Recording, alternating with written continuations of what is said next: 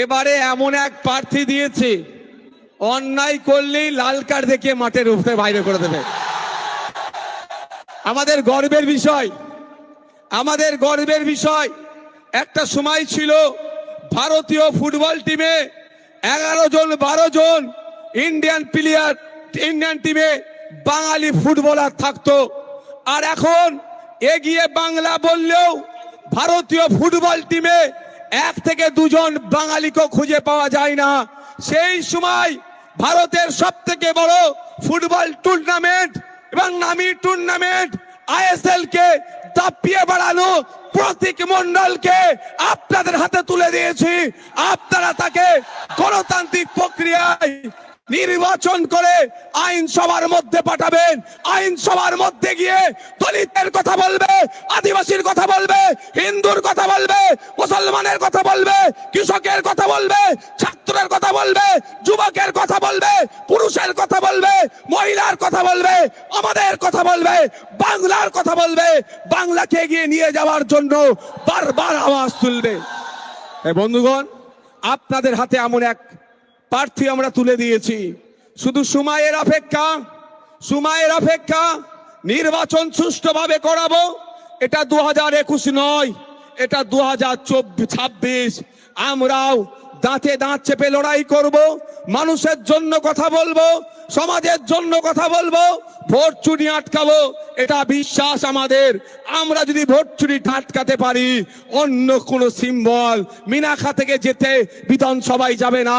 যেমন ভাঙড় থেকে আবার পুনরায় খাম চিহ্ন বিধানসভাতে যাচ্ছে, ক্যানিং পূর্ব থেকে খাম সিম্বল যাচ্ছে, ক্যানিং পশ্চিম থেকে খাম সিম্বল যাচ্ছে, সাথে সাথে মিনাখা বাসন্তী থেকেও খাম সিম্বল বিধানসভার মধ্যে যাচ্ছে। শুধু আপনাদের কাজ কি হবে?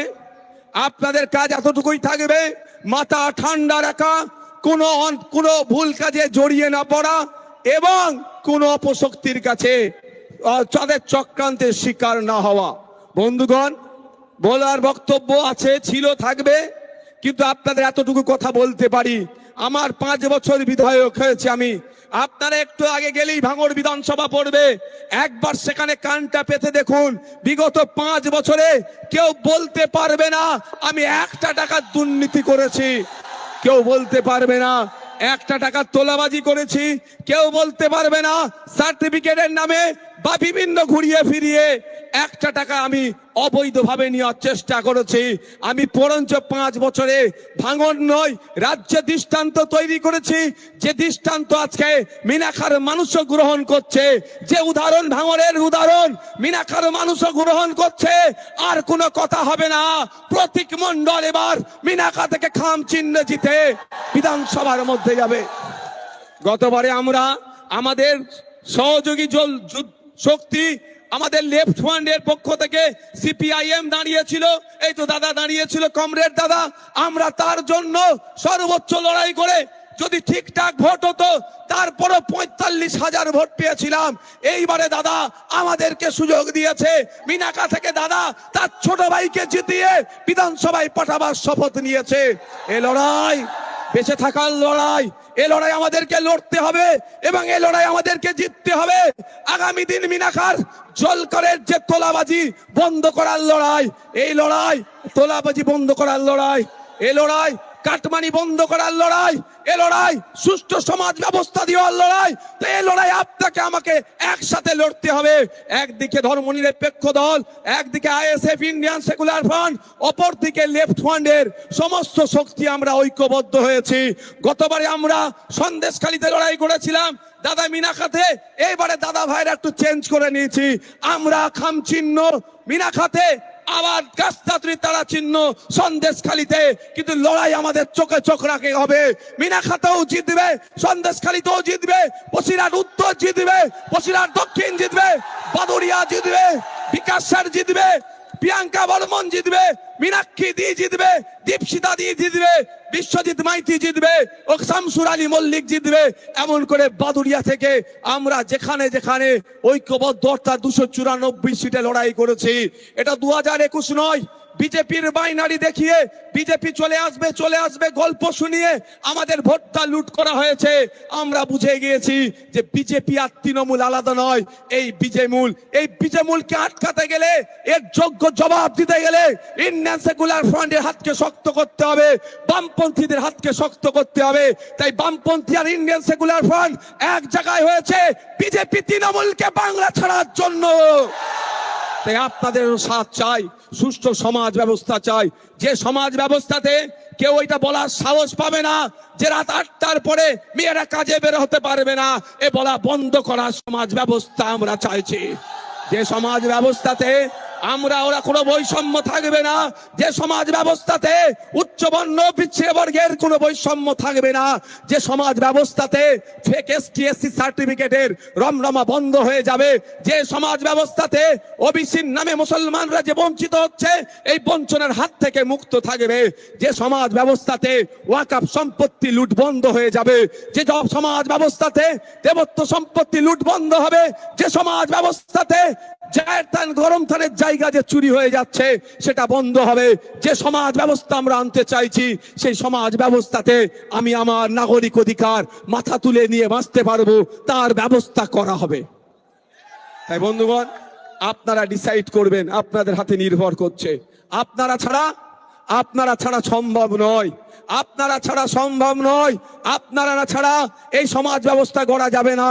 সব থেকে বড় অস্ত্র আপনাদের হাতে আছে ভোট। তাই আপনাদের বলবো, ভোটের আগের রাত্রে 500 টাকা বিরিয়ানির প্যাকেট দিয়ে কেউ ভোলানোর চেষ্টা করলে আপনারা ভুলে যাবেন না, তবে বিরিয়ানির প্যাকেট 500 টাকাও কিন্তু ছাড়বেন না,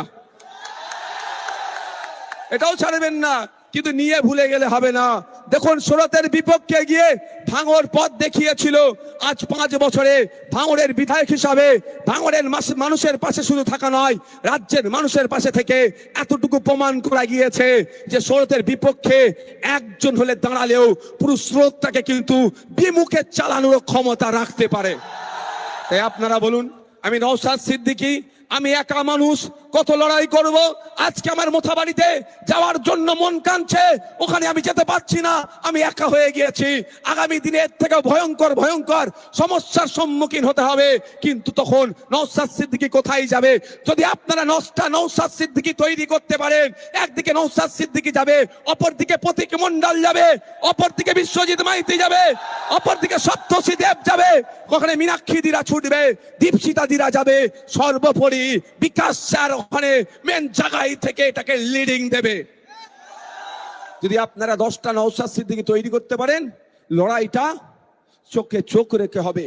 সমস্যা আমার তো যেতে ইচ্ছা করছে। কি অন্যায় তারা করেছিল? তাদের ভোটার ডিলিট হয়ে গেছে, শান্তিপূর্ণ অবস্থান বিক্ষোভ করছিল, সেখানে সেন্ট্রাল ফোর্সকে দিয়ে, পুলিশকে লাগিয়ে, নারী পুরুষ নির্বিশেষে টর্চার করে তাদেরকে সেখান থেকে, এবং শুধু তাই নয়, খবর পাচ্ছি বিডিওর গাড়িতে একাধিক মানুষকে চাপা দিয়ে প্রাণে মেরে দিয়ে চলে যাওয়ার চেষ্টা হচ্ছিল। আর বিডিও গুলো কারা? রাজ্য সরকারের কর্মচারী। অর্ধেক বিডিওর মধ্যে 75% তারা তৃণমূলের ব্লকের নেতা হয়ে বসে আছে।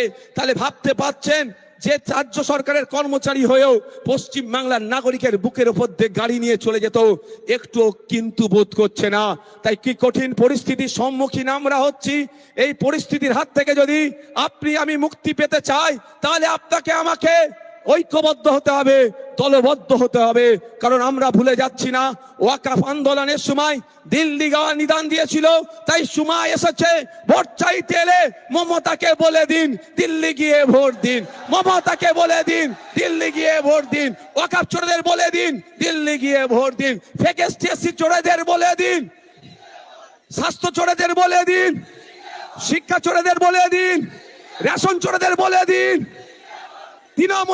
তৃণমূলকে বলে দিন, সম্প্রীতি বিনষ্টকারীদের বলে দিন, বিজেপিকে বলে দিন, তৃণমূলকে বলে দিন, তাকে দিল্লি পাঠাবো, দিল্লিতে গিয়ে ভোট চাবো। যখন আমার মাদ্রাসা, মসজিদ, ঈদগাহ, কবরস্থান হাতছাড়া হয়ে যাচ্ছে, আতঙ্কিত আছি, তখন আমার পাশে দাঁড়ানো তো দূরের কথা, দিল্লিতে গিয়ে ভোট চাওয়ার কথা বলেছিল, আর আজকে এখানে মিনাখাই এই মালঞ্চ বাজারে দাঁড়িয়ে বলছি মাদ্রাসা মসজিদ ঈদগাহ কবরস্থান এখনো আপনাদের সুরক্ষিত আছে। শুধুমাত্র মাথায় রাখবেন নওশাদ সিদ্দিকীদের মতো কিছু মানুষের করা মামলার জন্য। মাথায় রাখবেন একটু, কোন আপনার মমতা ব্যানার্জি, কোন আপনার অভিষেক ব্যানার্জি কেউ এই মামলাটা করেনি।